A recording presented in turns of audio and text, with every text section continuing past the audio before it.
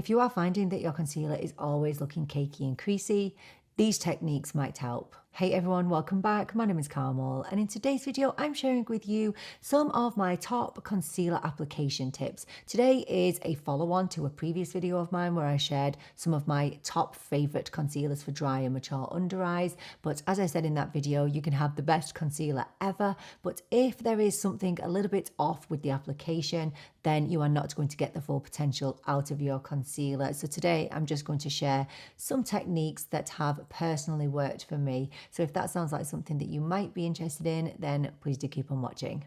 So just a couple of things before we get started. Today is not about the products. Obviously, I'm going to share with you what products I am using, but today is more about the technique. It's about the application. So please don't just feel like you have to run out and buy these products. Honestly, you can use any products that work for you. And number two, and I know I'm aware that I sound like a massive broken record, but skin has lines. Fine lines are normal, lines under your eyes are normal, and therefore a little bit of minimal creasing is also normal. When we get a little bit of normal creasing under our eyes, just pat it out. It honestly is no big deal. So we need to be really realistic about what we are going to achieve when we apply concealer in whichever way. We are not going to get filtered under eyes. So my very first piece of advice to you is to prep your under eyes. Now on my face at the moment, I have only done my brows and I've got some lip balm on, that's it. My face is feeling really tight because my skin is so dry. It's really important to prep your under eyes, to prep your face. You cannot go in on a bare face. You just can't do it. You would never think of putting paint on a wall without prepping it first, or painting a wooden cabinet without prepping it first. If you paint a wooden cabinet without prepping it, it might look good to start with, but over time, not so good. So the one thing I did want to say to you is do not be afraid to go in with a serum on your face and under your eyes. I think a lot of people go in with serums and they concentrate it just on the main parts of the face, but they don't go in under the eyes. This is my holy grail serum. Okay, now I know I'm going to annoy some people because this is only available in the US and the UK. This is the Beauty Pie Youthbomb 360 Radiance Concentrate. This is an incredible serum for hydrating, plumping and firming. I use it religiously. As you can see, I'm almost out of this. I've been through about 7 billion bottles of this, not gonna lie. So all I'm going to do is I'm going to take some from this dropper and then I'm just going to tap it under my eyes. Serums are great because they have smaller molecules, so they penetrate really quick and really deep into your skin, and it will help to firm and plump the skin. Now, if you don't want to use a serum, you can also go in with some sort of milky essence. This is the Haru Haru Black Rice Probiotic Barrier Essence, and this is also fab. I'm not going to put it under my eyes now because I already have the other serum on, but you can see it's very, very lightweight, and again, it absorbs very, very quickly. What I would say to you is please do not overwhelm your under eyes. So I wouldn't go in with a serum, then an essence, and then a moisturizer. Pick 2 products at most, so maybe a serum and then a really light moisturizer to go in under your eyes. Because honestly, over prepping is just as bad as under prepping. The product will not absorb and then it will end up sitting on top of your skin and interfering with your concealer. So now I do prefer to go in with more of a moisturizer on my face and under my eyes. And I always go in with either this from Beauty Pie again. This is the Beauty Pie Triple Hyaluronic Acid Elastic Lifting Serum. So I'm coming to the end of this one. Always have a backup, always. So as you can see there, it's just a little creamy texture, but it's very lightweight. And with it being a serum, it just absorbs so fast. I wouldn't advise using a heavy eye cream in the morning time because they take longer to absorb. So absolutely a heavy eye cream in the evening, but in the morning, try and keep it light. However, I have been starting to use this eye cream by Susanne Kaufmann, and it's just a nourishing eye cream, and it's designed for dry and sensitive skin, which I do have. And if I take that amount, so the tiniest little dot, I've just been taking that and I have been just popping it. See how far that goes? And I've just been tapping it under my eyes and on my eyelids. Don't forget your eyelids. Your eyelids can get dry. So if you feel like your eyeshadow is getting a little bit dry during the day. It might be because your eyelids are dehydrated. This is really nice and it's really nourishing. I've mentioned a few times that I'm really noticing those fine lines appearing now that I'm 43. I definitely have a lot more fine lines appearing than I used to. Using something a little bit more heavy duty can help just to hydrate those under eyes and prevent any creasing throughout the day, but do not go in with a lot if you're going in with something a bit heavier than an eye serum. So I'm honestly showing you the order that I do my own skincare in the morning. So I would then go in with my own moisturizer. This is just the Embryolisse that I always rave about, and a lot of people have actually told me that they picked this up recently and that they absolutely love it, which I'm so happy to hear. This is great because it's a moisturizer and it's a primer in one. So what I want to demonstrate here is that when I'm putting my moisturizer on after my Youthbomb serum, I am putting it on my face, but I'm not going to put it under my eyes because that would mean that I've got 3 different products under my eyes, and I do not need that because it would take a really long time for all that to absorb. Avoiding my eye area because my eye area I treat as a separate part of my face. Now, my next piece of advice is just to let that sit. I am fully aware that the majority of us do not have the luxury of time to sit here and just dawdle the day away while we wait for our skincare products to absorb. So the way I get around this, and it's what I do every single morning, I do my skincare and then I let it sit and I do my eye makeup. I am going to stick to my normal routine. I'm going to go off, I'm going to throw some eye makeup on, and then I'll be back and then we'll concentrate on the face. Once you have completed your eyes, you can comfortably then move on to the complexion. And this is where we move on to the next bit of advice. Do your concealer first. I know a lot of people love to go in with their foundation first and then the concealer. However, there is a reason as to why I am going to advise you to do your concealer first. And the reason is because when you put foundation on your face, you are inevitably going to get some foundation under your eyes, and my advice to you is to not put foundation under your eyes. Leave your under eyes for concealer and or color corrector only. You do not want to be going in with foundation and then concealer over the top because that is going to get really heavy really quickly. So you might feel like you need a little bit of color correction. I feel like a color correcting concealer will conceal the darkness, but it won't brighten my under eyes. So what I tend to do now is I will use a little bit of color corrector and go in with a little bit of concealer over the top, and then I get the best of both worlds. So I get color correction from the color corrector, and then I get a little bit of brightening from the concealer. However, and this is really, really important when it comes to color correction and concealer, if you are using a color corrector, it means that you do not have to use as much concealer. So don't be going in with a pile of color corrector and a pile of concealer. The reason you're using a color corrector is that you can use a minimal amount of concealer. Just a quick one about the brush that I use. I always use the same one. This is the BK Beauty A506. I have a good few of these.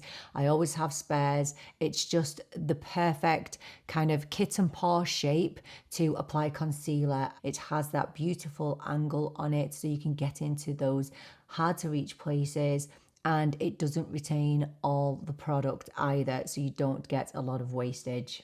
So the colour corrector I'm going to be using is this one from Morphe. So this is the shade I have, and this is the shade Peach 02. I don't know why it's called Peach 02. I don't know if there's more than one peach shade. Possibly. My main piece of advice is don't put the colour corrector underneath your whole eye unless your whole eye is completely dark.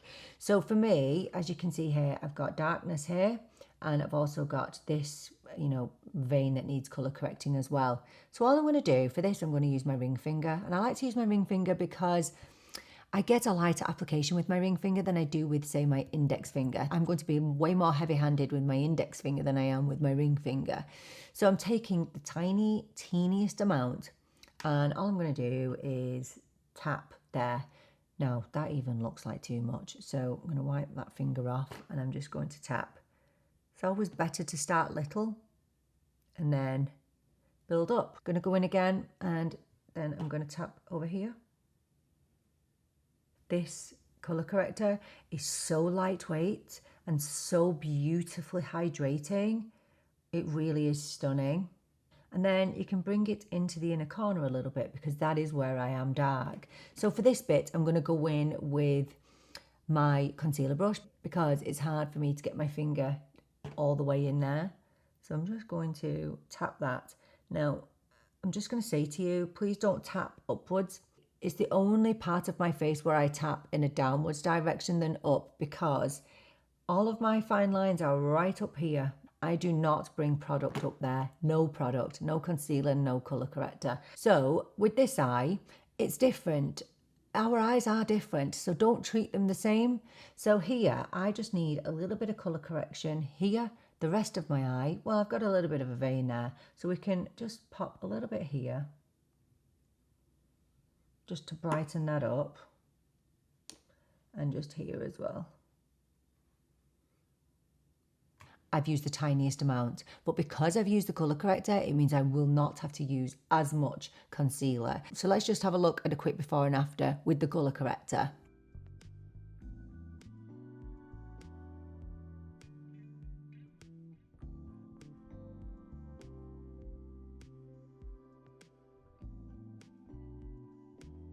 We're going to move on to concealer now, and you just use a concealer that really works for you. I'm going to use my favourite concealer, which is this one from Fenty Beauty, the Wear Even Hydrating Concealer. Now, this is where you are going to need to alter application to suit you, but you can still use the general rules. So for this next bit, we are going to assess our under eyes, and for me, again, I have the little bit of sunkenness just here that I want to minimize. So in order to conceal that sunkenness, I am going to follow a theory, and the theory is light brings forward and dark pushes back. For this next bit, I'm taking 2 shades of concealer. So I'm going to take one shade that is kind of similar to my skin tone, and then I'm going to take a shade that is a little bit lighter. So I'm just going to show you the shades that I have. You can see here I've got a lighter shade, which is 225, and here is 240N, both neutral shades. So this is quite a bit lighter, and this is just my normal skin tone, basically. So if you have a sunken area, a tear trough, an under eye hollow, we need to follow that theory. Light brings forward. So what we are aiming to do is bring this sunken part of our under eye forwards rather than dipping in. So all I'm going to do is take that lighter shade, and I'm just going to dot a couple of dots right into that hollow. You see right there? I'm not putting it anywhere else. And then I'm going to go over to the other side, and I'm going to do the exact same thing. And for this bit, this brush is great for this. I'm going to turn it around so that I am pointing directly into that sunken bit. And all I'm going to do is tap in that area. Just keep tapping, no dragging, please. That is the #1 rule here. We do not drag. Don't drag any type of makeup. I mean, I know that I probably do that now and again, but you shouldn't. So keeping it directly in that hollow. Now, obviously, it's going to spread out a little bit, which is hard to avoid, but just keep tapping until it's blended. If I was to bring that lighter shade all the way underneath my eye, yeah, it would brighten my under eye, but it wouldn't do me any favors because I'm bringing my whole eye forward when really all I need to do is bring this part forward. So let's just tap out this eye.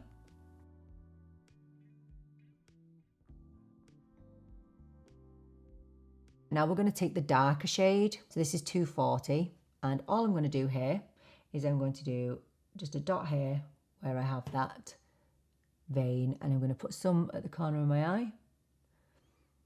And put a little bit there.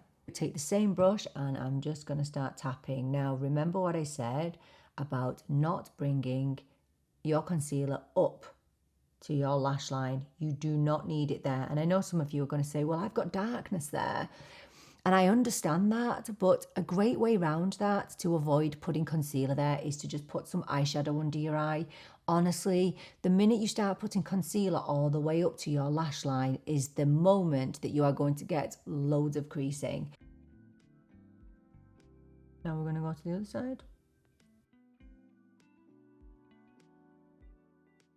So again, let's just take a look at a before and after now.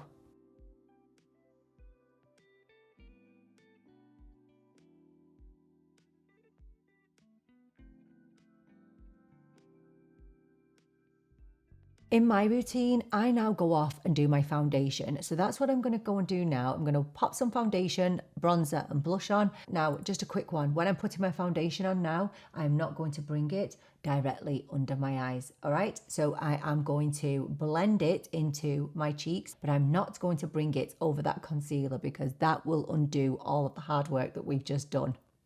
So my next piece of advice is do not be afraid of powder, especially loose powder underneath your eyes. Now, I'm not the biggest powder fan at all because I have dry skin. If you go in with a really finely milled loose powder, it's not going to be heavy. Obviously, if you go in with a pressed powder, that's different, and that's probably going to give you a ton of coverage as well. But if you go in with a loose powder, it's finely milled and they are designed to be fairly hydrating. So it's going to be really, really lightweight under your eyes. So I have a ton of loose powders that I love. Again, today's not about the product, but I always use this one, my Wet n Wild Soft Pink. It has to be the soft pink. That's the one that I love. But I know you're fed up of me using that all the time. So I'm going to use a different powder today just to show you that I do branch out. So today I'm going to use my Makeup by Mario Surrealskin Soft Blur Setting Powder. And this is where we touch upon my next bit of advice. When you are applying powder under your eyes, please use a small brush, use an eyeshadow brush. I do every single day. You will never find me going in under my eyes with a powder puff because that is going to give me such an intense application of powder and I don't need that. Now, my favorite brush for under my eyes is this one. It's a really old, look at it. It's a really old Morphe one, and I know, I can't believe I go on camera with this, but I love it. It gives me such a direct application under my eyes. Don't even know what the name is of it, but it's just an angled eyeshadow brush. Now, this is the brush I'm going to use today. This is just another old Morphe brush, and can you see the shape of it? It just fits directly in underneath my eyes. It's perfect. So I'm going to go in with this in the shade Neutral Light. Please try an eyeshadow brush under your eyes, a clean one, obviously. And I swear you will see such an amazing difference. So make sure you're tapping off. You can always add more, but you can't take away powder once it's on your face. And I'm going to look down and I'm just going to pop it there to tone down that shine, because shine is going to make that sunken area look more noticeable. So just tapping here. And as you can see, I'm not going upwards. I know some people go with a puff all underneath their eye. No, that would be a disaster for me, complete disaster. So I'm going to continue around because I have that vein that I want to conceal. And so putting powder there is just going to keep that concealer in place and it's not going to move. And that's all I need to do. Look at that. Isn't that amazing? Look at the difference. And I've not caked product under. I've been really, really careful about where I've applied everything. So I'll go in on the other side. Again, I'm pointing down rather than up. Some of you might not really realise the benefits of powder. So let me just show you the difference of before the powder and after the powder.